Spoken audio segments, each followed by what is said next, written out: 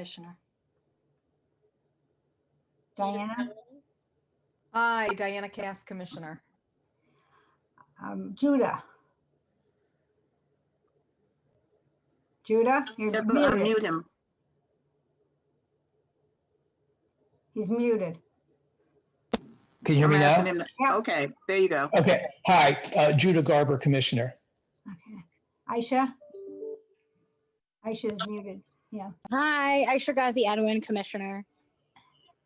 Keita? And I'm Keita Cowan, Commissioner. We have two city council liaisons. Elizabeth, would you introduce yourself? Elizabeth is muted. Okay, let me send her. Thank you. I'm Elizabeth Nelson. I am a member of City Council. I'm a non-voting commissioner. And Travis? Liaison. Yeah. Travis Redina, City Council Member, Ward 3. Pam? Pam Dick, Commissioner.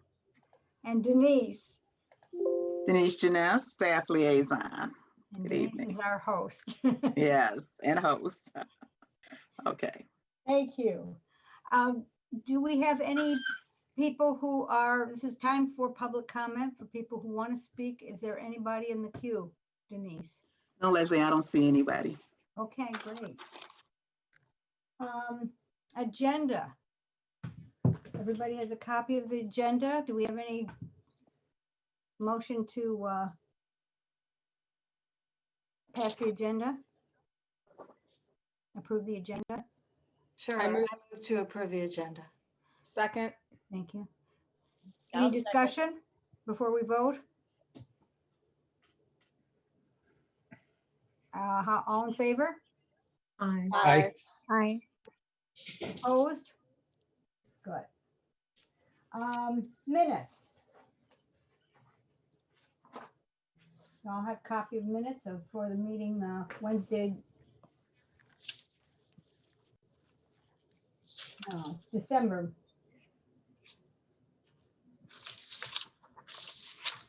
I think on these minutes, there's no date of when the meeting was. And then it should be there. It should be on the cover from Legistar. The meeting on the cover, it says January 13th, 2021, but that's not the meeting. no. The minutes were. No. On the cover sheet, it has meeting minutes draft Wednesday, December 9. Yes, that's how it should read. But mine doesn't. On the cover sheet. Oh, on the cover sheet. Yes. I'm not looking at that. And then on the first page, Well, I don't have a cover sheet. Okay. Oh, I then on see. the Here first it is. page, it has in the far right corner, December 9. You're right. I'm sorry. I don't know what I'm looking at. Oh, I'm looking at the Okay. agenda. I'm looking at, I don't usually have it. Okay. Are there any discussion about the agenda? Any changes that people would like to make? Minutes. Minutes. Thank you. None at all? We have a motion to approve the minutes. Then, I move to approve the minutes. second, I can second. all in favor? Aye. Aye. Thank you. Aye. And let us move on to administrative issues. At our last meeting, we approved the calendar, but I said I would also check my detailed calendar to see whether the dates were okay. And I looked and found that on May 12th, it is the holiday that is the end of Ramadan. And so it is probably not a good idea to have our meeting on that date. Yep. Would people like to suggest some alternative dates? This is May 12th, which is the second. Right. I sent you the 19th. If that's okay. We could do it on the 19th, or if that doesn't work for people, we could do it We could do it on the 5th. Or we could come up with another day. The 19th is fine with me. Me too. Anybody else have any comments about the 19th? Is that going to work? Yeah, well then let's, I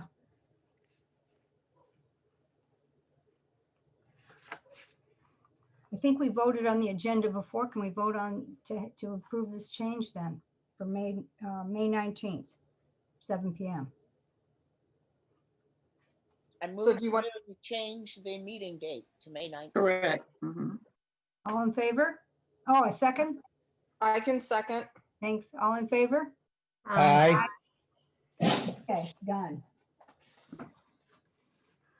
Want you to know that there is a directory coming to you soon. I realize that some people, we don't have an updated directory in some time, so we're going to do that. Strategic planning and membership. We are getting to a point where we are closing on a lot of projects. And it's a good time for us to be thinking about what we want to do next. I've been talking about strategic planning for years. And every time it comes up, we either have some emergency thing that we've got to do, or we have less than a full membership in our commission. We haven't had a full membership in our commission for a long time. So I think that we ought to at least have some strategic planning for our next session, to think about what kinds of topics we want to have as our baselines, things we're always working on. So we still will be able to deal with emergencies or things that come up for us. But it's a good idea for a commission like ours to have some things that we're always working on, that are priorities for us, to know what we want to accomplish during the year. So I just wanted to let you know to start thinking about that, and we'll at least have some time on the agenda for it next time. I don't think it's going to be a full strategic planning meeting.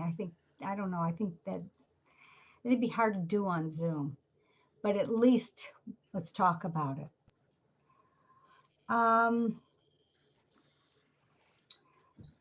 HRC officers, one of the things our bylaws, and it is that Pam asked me where it is, it's in our bylaws, that we really have officers. Most commissions our size I think only have a chair. We also have a chair and vice chair. And Pam, I think I'm going to let you have this. You are the one who has taken nominations. Right, so good evening, fellow commissioners. As Leslie said, annually we are to entertain the selection and vote for the chair of our commission as well as the vice chair. And I have received one email with nominations. So prior to moving forward with this, I'm going to ask if there are others who would like to nominate either themselves or others for the positions of chair and vice chair. If you want to remain anonymous, I think you can put up your, either put the notes in the chat or raise your hand, like indicate with your hand what you'd like. If you don't have a problem with being vocal and having that information documented, then please indicate that. I do have a nomination for both positions, and we can either go with that or entertain additional names for consideration. At this time, I have received 4 nominations, not from either of these individuals, but a third commissioner. The names of Leslie Stambaugh for chair and Judah Garber for vice chair.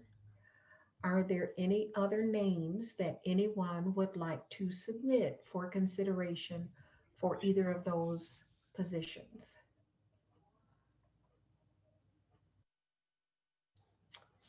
I see one head shaking no and dead silence from everyone else.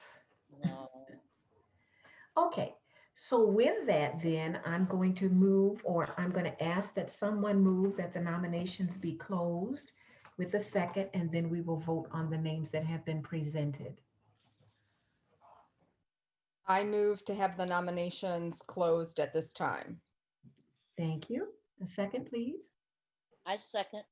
All right, by a show of hands, please indicate your response to that so that we can close the nominations. Can't see one. Okay, all right, so then we'll take them in order. The name of Leslie Stambaugh has been presented for chair. Leslie has obviously served us very well, and we're happy to have her continue in that. So I'm going to entertain a request for someone moving that Leslie Stambaugh continue as the chair of the Human Rights Commission for 2021. I move that Leslie Stambaugh serve as chair for the years 1920 through 1921. Okay, I'm sure you meant 2020 to 20. I meant exactly what you said I meant.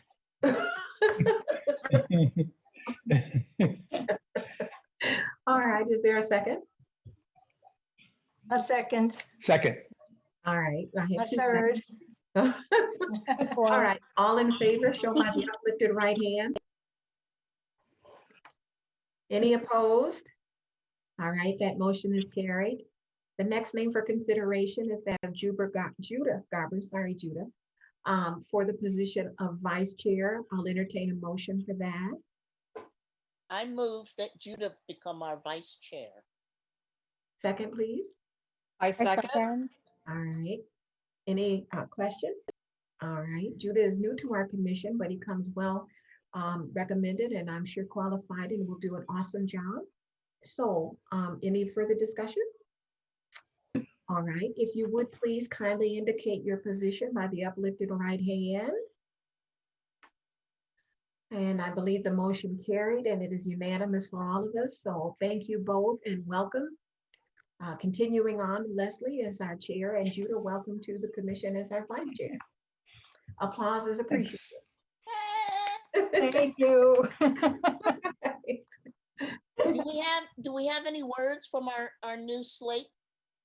I've always wanted to oversee the vice, so this is good. You're in the right place. Okay. Thank you, folks. It was close. I worried about it, but Okay. okay. Brief overview of some of the commission's work. It feels so disconnected now. I have, and a lot of us are doing things individually. So I'm going to ask some people to talk about some of the things that we're doing. Last night, Keita and I attended a meeting of the Planning Commission. And Keita, you might want to give some background about why we did that and what we're planning to do and what happened. Well, if everyone remembers, we received a complaint concerning the distribution of cannabis licenses and SEUs. Basically complaining that the SEU, which the complainant had applied for and successfully received, was given attached to the building, not given to him personally or to his business, but to the owner of the property. The owner of the property then proceeded to get a license and started his own dispensary, and the other guy was basically out, no business, no dispensary, nothing. We interviewed Brett Leonard, is that his last name? And he was very forthcoming, telling us that he had implemented a policy to limit the number of SEUs to the number of licenses that were possible.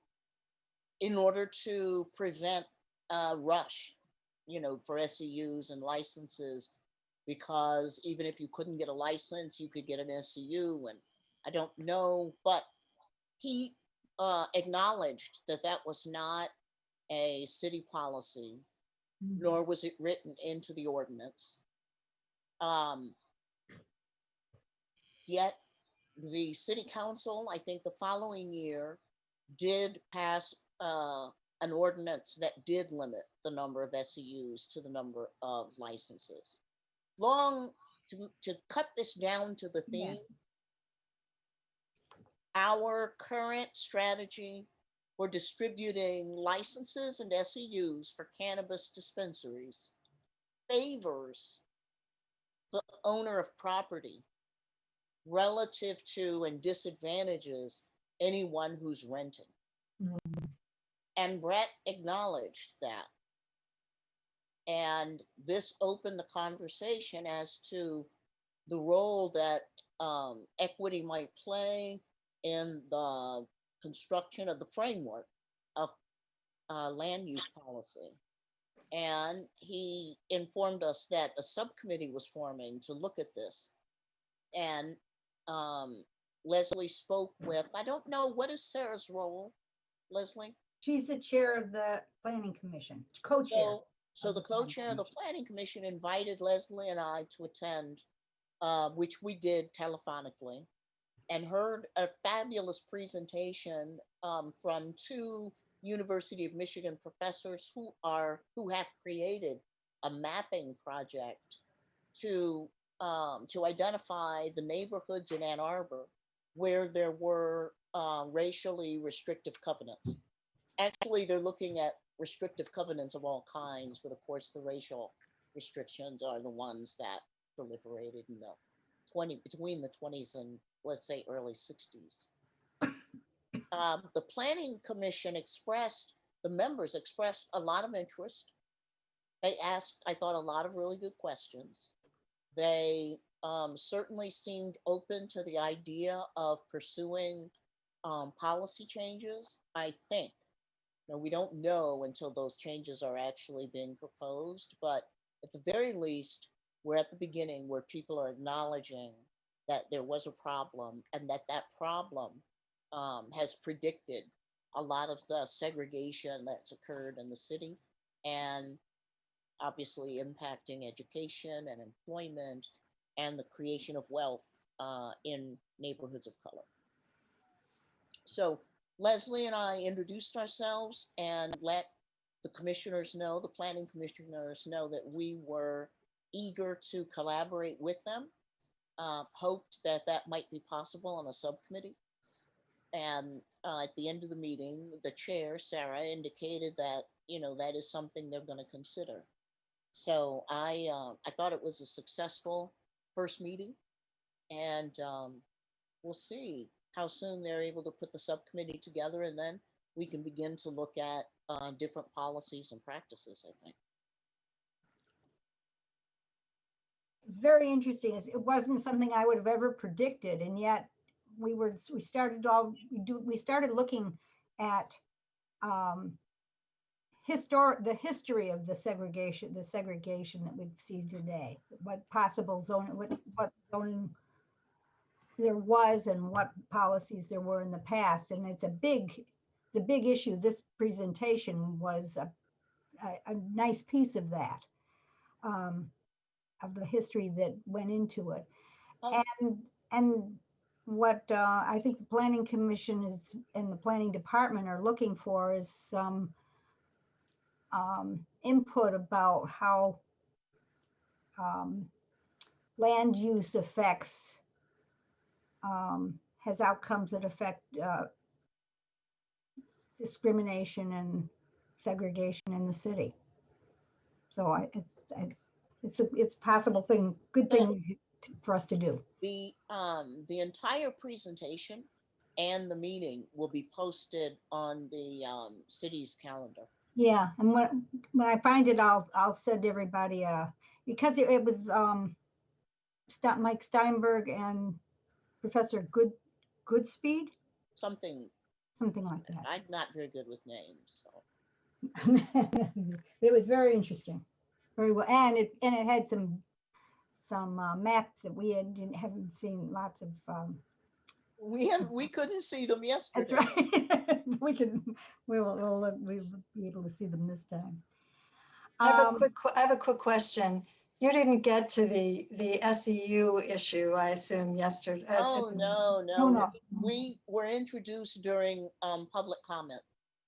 Oh, okay, And we Okay. weren't really part of that meeting. okay. Was Brett there? Is that something Yes. yeah, okay.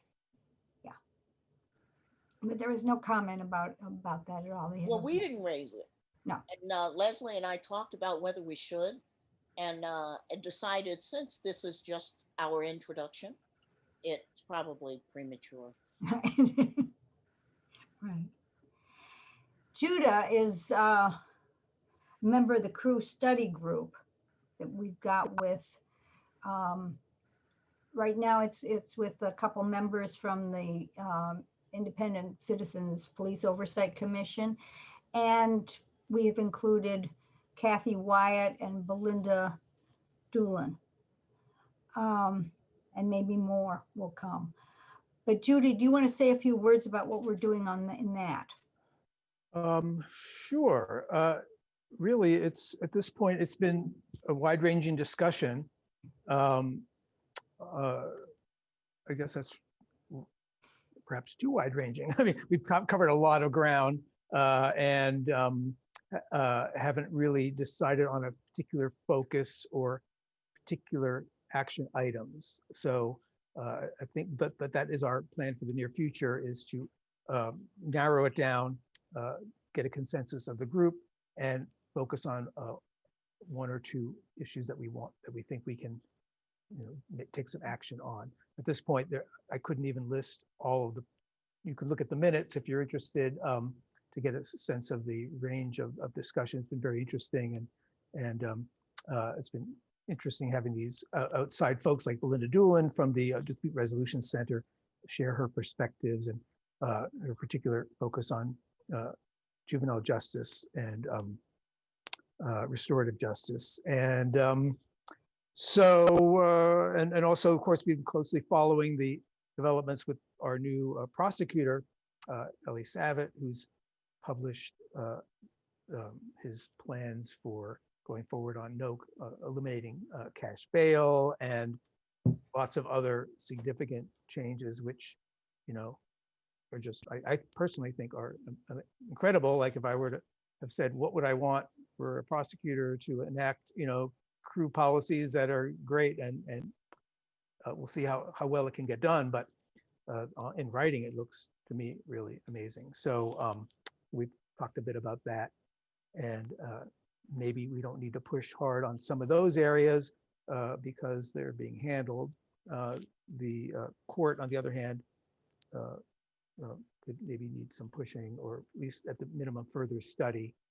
And my own personal view is that more study needs to be done of police. It's hard to understand what's happening in the courts and the prosecutors if you don't know the inputs. That is, who's getting arrested and charged.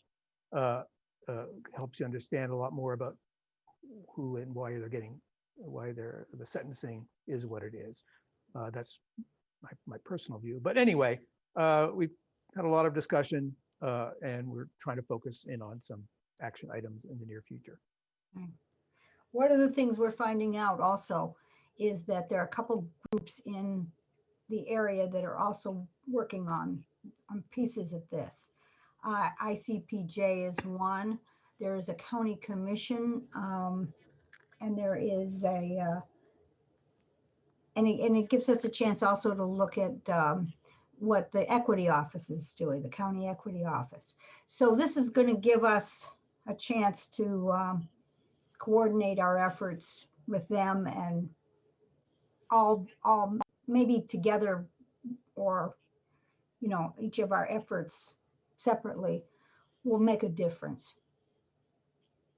But at least we're working on it. We're addressing it. Thank you, Judah.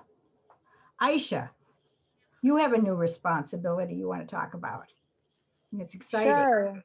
Yeah, so I was recently appointed by Governor Whitmer as the chair of the Michigan Asian Pacific American Commission. So which is really, Congratulations. thank you so much. And Congratulations. it's exciting. And I'm also excited to kind of be of service to, you know, if any of you guys ever have issues with, if you have anything that you want to do with the Asian American community or they have questions, please come to us. I also think it's going to be a good opportunity to potentially collaborate with HRC. I would love to do something jointly. We're doing some things with the city of Canton right now, like making, you know, virtual workshops around Asian American identity or discrimination, that I think are going to go really well. So potentially, if you partnering on something, I think would also be great.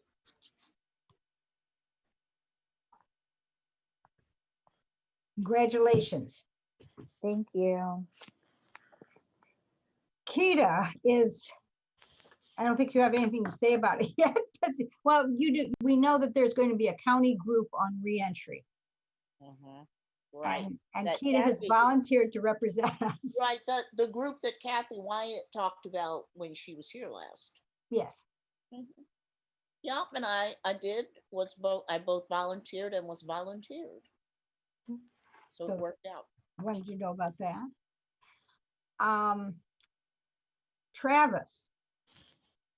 Travis has recommended, made a very good recommendation, and I wish you'd talk a little bit about that.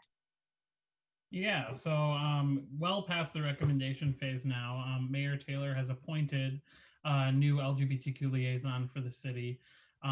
Naomi Goldberg was one of a few names that I brought forward to him, but she came with kind of my personal recommendation, having worked with her over the years. So she is someone I'm really excited about. She, as the person who held this role previously, I can say that I am more than confident that she's going to take it to the next level. And she not only comes in kind of with some experience having worked with me in the Jim Toy Center, and actually I introduced her to Leslie over a year ago now when we were first starting discussions on a potential conversion therapy ban. But I did so because Naomi has so much background in policy research and policy work. So she's currently the director of policy research for the Movement Advancement Project. And her focus there is on challenges facing LGBTQ families, workers, and issues of economic security for LGBTQ people, in addition to LGBTQ interactions with the criminal justice system. So she comes with a wealth of experience. I think she's been there for over a decade now doing that work.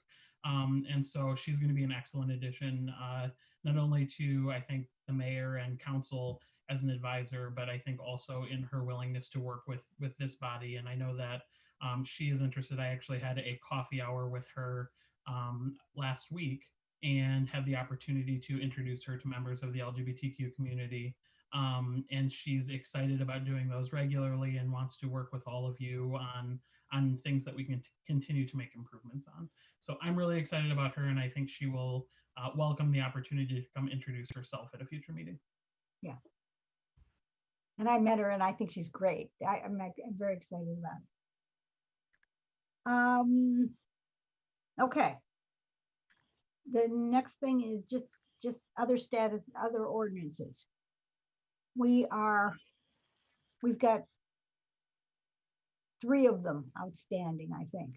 3 ordinances or ordinance changes. One has to do with the prohibition of conversion therapy for minors. And that one is close to being ready.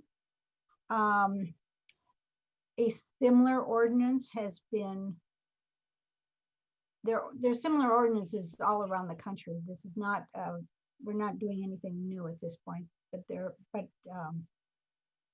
there has been a challenge in Florida for a couple of the ordinances there, and it was a challenge in federal court, so it affects 3 states, Florida, Alabama, and something else, maybe Georgia.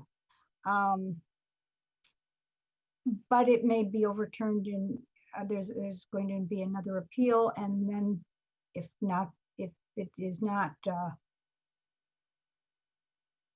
if the overturn isn't, you say, isn't overturned again, it's reversed, then it probably will go to the Supreme Court.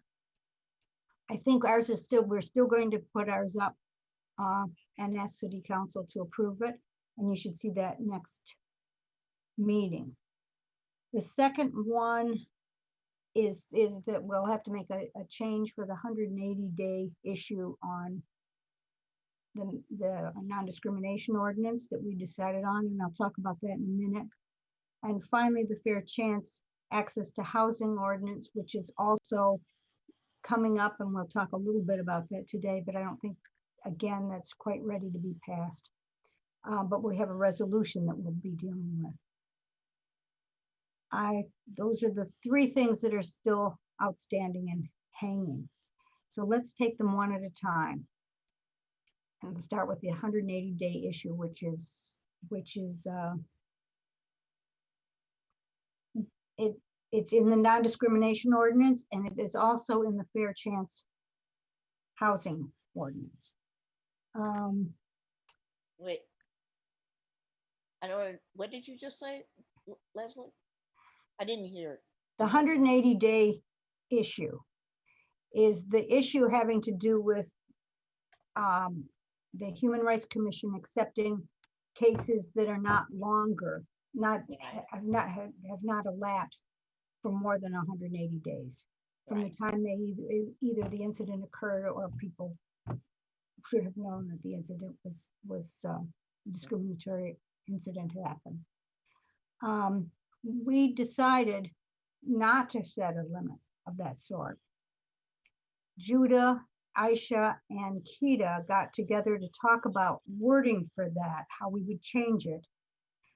And they came up with great wording. But then Judah said to me, you know, one way we could do this is just not have the paragraph. There is a paragraph in both the non-discrimination ordinance. Actually, there are a couple of times I think that paragraph is repeated in the non-discrimination ordinance and in the fair chance housing ordinance. It's sort of boilerplate for the way we work. And we could simply just strike the paragraph altogether. And the more I thought about it, the more that made a lot of sense. And I asked Aisha and Kita, and they said, yes, that sounds good to us. So I've given you, we sort of played with it, and we have some wording, and it was in the fair chance housing that you were sent so that you could just see how it looked. I don't know if anybody has noticed or anybody has any issue about it, but between that and some wording that they came up with, which could be applied to could be put on the complaint form, or it could be in any of our materials that describe how to file a complaint. And I'm going to read you this paragraph that they came up with and see if you like it. But because people were worried. The only problem with the striking was that people were worried about what to expect. We didn't want people to think that all of a sudden we could do anything, even if the case was 10 years, the incident was 10 years, had elapsed for 10 years. So this is the wording that they came up with. Complaints for human rights violations are best filed as soon as the complainant feels emotionally and/or physically able to do so safely. While the Human Rights Commission will accept and review all complaints whenever filed, memories fade and evidence is sometimes lost, which can compromise the capacity to substantiate a claim. Also, the ability of the Human Rights Commission to resolve, enforce, and/or refer the complainant to other agencies or forums may be limited by the passage of time. For example, prosecution of a violation of a city ordinance is not possible if the complaint is filed more than 2 years after the incident occurred. So that would accompany how to file a complaint, for example. But the wording in the ordinance itself would simply not say anything about elapsed time. And I wanted to make sure that that was okay with everybody else. I don't think everybody had seen that. I think we need, well, so what we'll need to do is write changes to the non-discrimination ordinance that has not this wording that I just read to you, but has the lack of wording that is already in that. We'll have it struck, and that we'll offer to you at the next meeting. And this wording, I'll send you a copy of it so you can just look it over.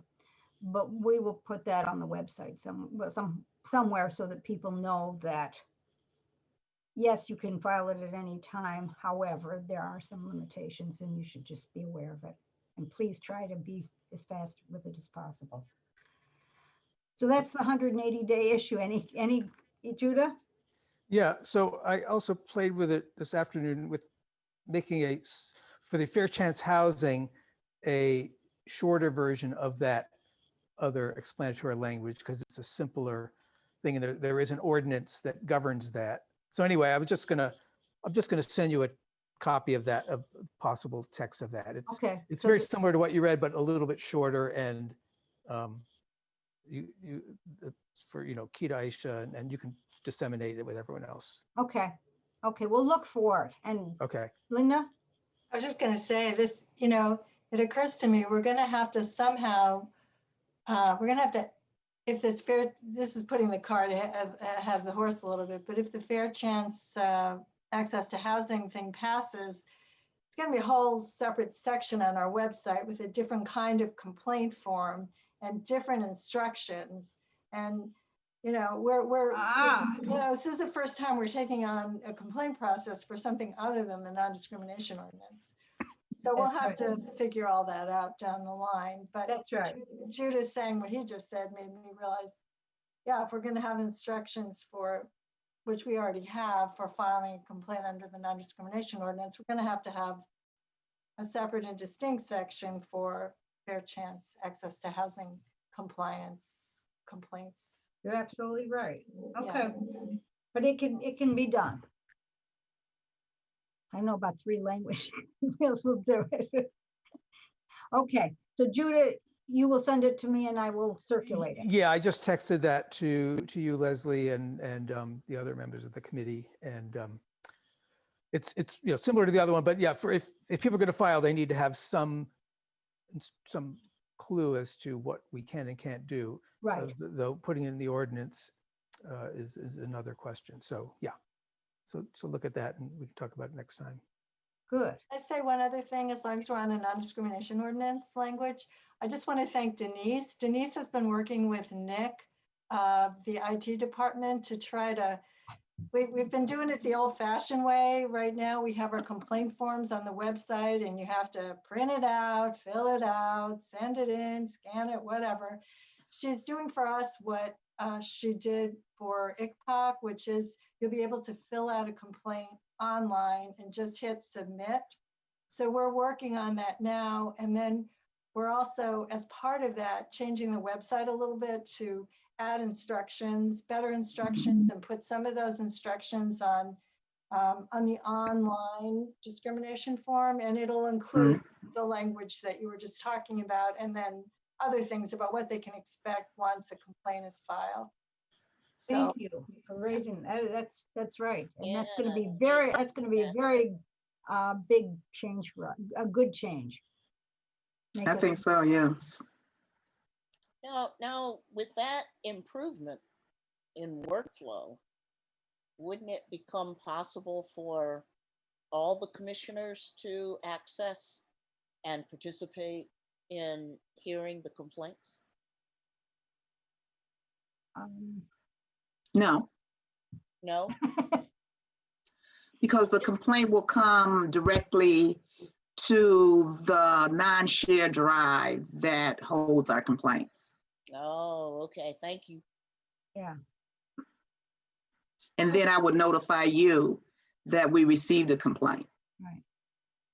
And so which far doesn't mean, sorry, go ahead, Leslie, sorry. I just wanted to point out that we not every, we don't know if we want everybody should have a chance to look at the complaints, but we want to also be as confidential as possible with them. So we don't want them, I don't know. I was Well, going to but say, I think mean, that we're we need to commission- sorry, in response to you, Keita, I was going to say, I do think we need to, it's worth maybe as part of our whole strategic planning, think about how we've been handling complaints and whether it's the best way to do it. That's right. It does make sense to me that everybody should have a role somehow, or at least know what's happening. We haven't quite figured that out. Yeah. But it definitely will make it easier for us to do whatever we decide to do. Right. Mhm. But Linda, that's a great strategic plan. That's our first one, Leslie. We've got a long way to go, but that's a good And then start. yep, we get one step, right? That's Thousand right. Start miles, with one one step. step. The next thing we've got to do is to work on the fair chance access to housing resolution, which Keita so graciously drafted for us. I hope you all looked at it and noted any changes you'd like to see made. The purpose of this resolution, we don't always make resolutions every time that we want to change an ordinance, but usually, especially if there's controversy about the ordinance, and we want to make sure that City Council knows why we think it's important, and why we think it's, and what reasons we have, why there's a need for it, why it's important, why this is the one that they should pass. And Keita has drafted it. I hope everybody's looked at it, and if there are changes, we ought to know about it. We want to have it ready so that when we do pass the Fair Chance Housing Ordinance, we send this with it. So City Council knows exactly what the rationale behind this ordinance is for us and why we think they should pass it. Have people gone through it? Do you want to look at it line by line? Or do you have just... No, let's not look No, at it line by line. I wanted to say thank you, Keita. I think it's great. Oh, thank you. Others? Does everybody think it's great? I agree. I do. I also reviewed it. Thank you, Keita. Yes. Yeah. Really good. We need to vote on it. If there are no changes, would somebody make a motion to approve it I move that we approve it as is? as is. I second. All in favor? Aye. Opposed? Aye. Oh, no. I was favor. Sorry, guys. So it's approved. Okay. Can I ask a clarifying question? Sure. I feel like I wasn't listening as closely as I should have. So it's approved and we're gonna wait to send it to council until after you've completed a further explanation to be sent to council? So far, we haven't approved the ordinance yet. We're close to the approving of the ordinance, and we can spend a little time on it. And What did you just approve then? we approved the resolution? Oh, I'm relatively new to HRC, so I'm still learning. It's a little odd. We don't usually do it that way. Usually we approve the ordinance first, but we've been working on this ordinance for an awful long time. We all know what the ordinance is about. We just need to get the wording for the ordinance correct. Okay, Finalized. got it.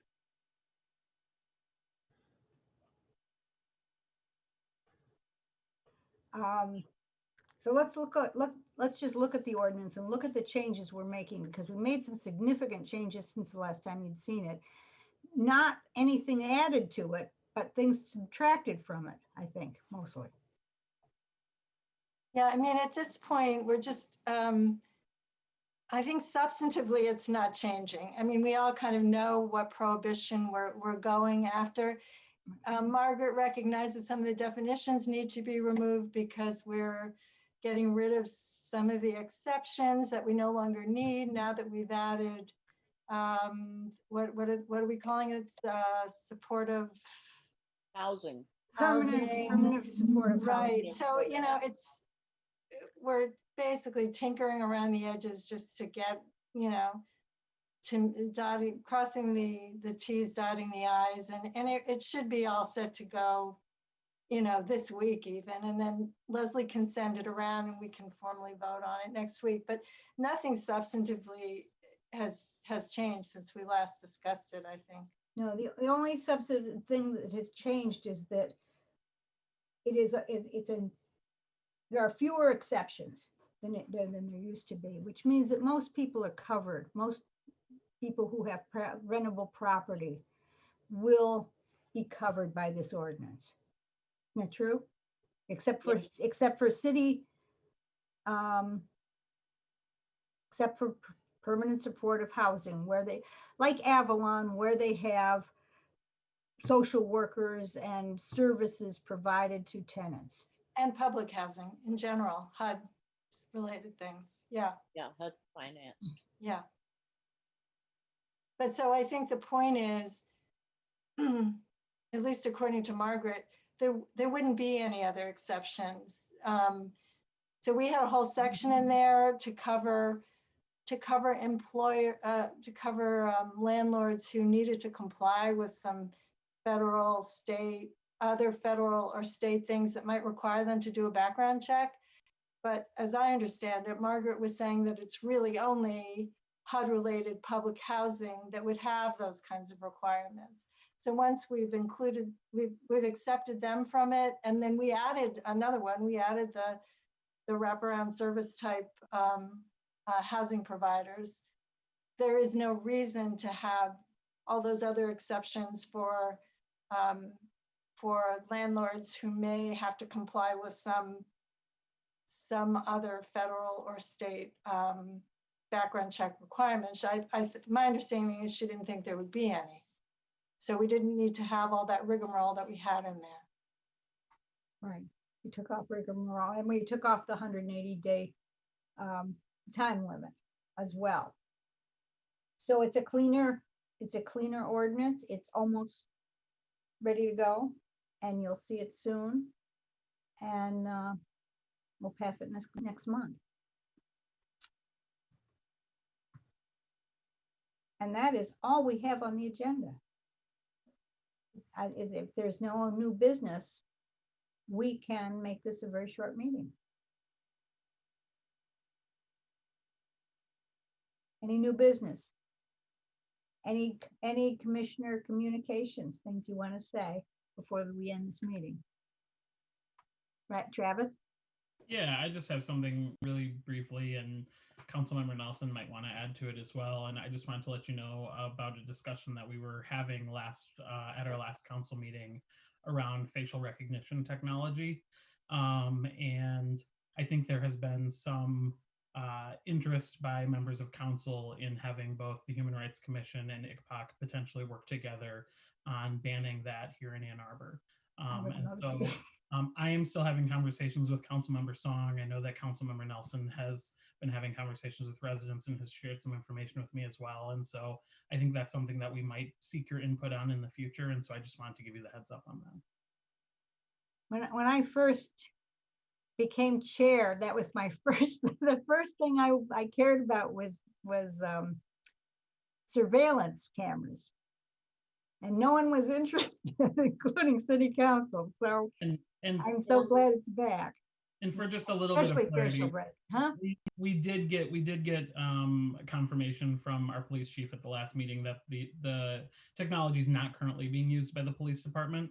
But I think there's still probably, at least on my part, a little hesitancy in trusting that that policy won't change without the need for it to come before council. And so I would feel much more comfortable proactively taking action. And then if for some reason the police department wanted to change that policy in the future, it would require an action by council before it would be allowed. So Yeah, so the idea is that the police chief is well aware of the sort of common knowledge, I guess, that facial recognition software has huge problems in racial bias, like huge error rates. And it's just not, it's particularly unreliable in a discriminatory way. And so his answer to the question was like, well, of course we're not going to use it because it's unreliable. But to Travis's point, I think the idea is that, you know, it feels like there should be an extra layer of discussion around something like this. There are a number of issues, you know, there's sort of like the bias and the error rates and just sort of the problems with it, but then there are sort of privacy issues as well. And so like we had a public comment on this issue when it was at first on our agenda, and then it was brought back, and he happens to live in Ward 4, so I reached out to him. Like, other communities have identified this as an area of concern and something that is worth an extra layer of review. And so they're like, I can't remember which one it was, but like there's a community that literally said, you know, technology that is taking data like this is a potential invasion of privacy. And so we have just sort of this special commission on like privacy concerns that anytime the city is sort of looking into a purchase of technology that grazes privacy issues, like it's going to get an extra look. And I mean, I was when I was looking at the issue, I was almost wondering if in a town like ours, we have the skill sets and the expertise to have such a commission of people who, you know, like this commission, you identify like what the goals of the commission are and what the skill sets are needed. Like, we almost could think about, is Ann Arbor the kind of place that would want a commission that literally is just sort of reviewing the kind of technology that the city purchases and uses? There's a lot of overlap with the police, obviously, but like we have security cameras in City Hall. You can FOIA data of like, well, not now, it would be very little, but like at one point you could FOIA video camera footage of people getting on and off of elevators and stuff. And yeah, anyway, so it's a discussion I think that's appropriate to ICPOC, but as well here because of just the different categories. Like you're saying, that's funny, Leslie, that your interest was in surveillance cameras. Actually, it was, Leslie, do you remember? It was brought to us from a group of pioneer high schools who were very unhappy that there were surveillance cameras in the hallways of Pioneer High School. So they came to us. It was Bennett Stein, remember him? And he went on to work for the ACLU in New York. I'm not sure what he's doing now. And they didn't they put together sort of a whole proposed ordinance? They did. And it, you know, I think they did try to float it past city council. This must be at least 10 years ago. Right. You should dig it up. I'd love to see it. That sounds really interesting. I don't might know have it if I too. have it. I'm sure I have it somewhere. But you know, I could also reach out to Bennett. I bet he'd be thrilled to sort of, at least communicate with you, you know, 10 years later. They had it in not Pioneer High, the other. Huron High. No, the third one. Community. Skyline. Skyline hasn't been around for 10 years, has it? No, Is it No, really? whenever it was Skyline, though, I'm pretty sure. Well, he was a It was visionary. Pioneer for sure.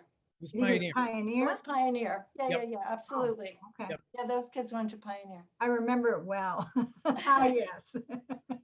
Um, But I do remember it, and they did put it together, and yeah, the commission was mediocre. we and tried to council wasn't help them, but interested. it didn't get very far. No. No, But so, yeah, better late than never. yeah, no, we'd be happy. I would be happy to do that. I think we have interest. I hope we have interest on the commission.